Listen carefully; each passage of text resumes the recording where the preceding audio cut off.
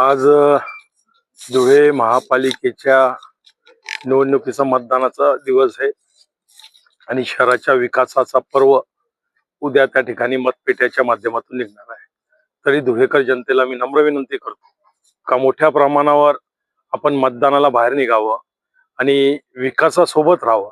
ज्यांनी मागील 5 वर्षात या शहराचा विकास केला आहे आणि ज्या नवीन योजना या शहरात येणार आहे, तरी धुळेकर नागरिकांनी सर्वांनी विकासासोबत राहून या ठिकाणी मोठ्या संख्येने मतदान करावं। जय श्री राम। भारतीय जनता पार्टीला जवळपास 55 जागा या मिळण्याच्या दाट शक्यता आहे आणि वातावरण चांगलं आहे।